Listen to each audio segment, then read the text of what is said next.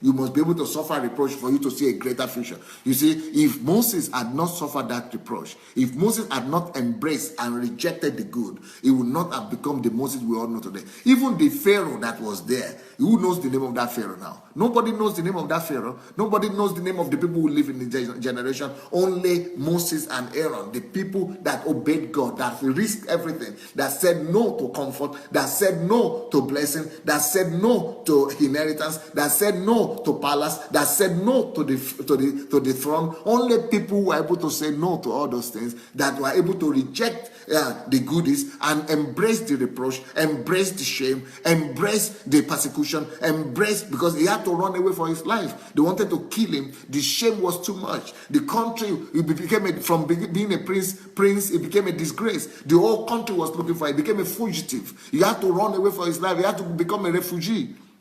He had to endure all those reproach. But he said he preferred to endure reproach, but to rather see as God sees, to rather align himself with what God sees, and to align himself with what God wants to do.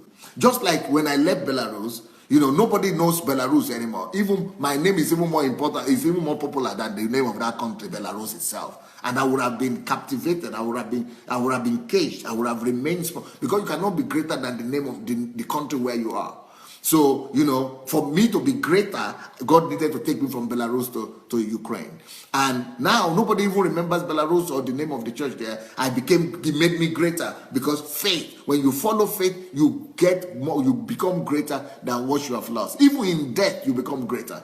So the same thing will happen in just like you people know Embassy of God, Ukraine now, and you don't know anything about Belarus, the same thing. By the time I start in Africa, by the time I'm back in Africa, it will be as if I never lived in Ukraine. It will be as if I never did anything in Ukraine at all. It will be as if all these things that you people are celebrating now, as if they are nothing. Why? Because I know how God works.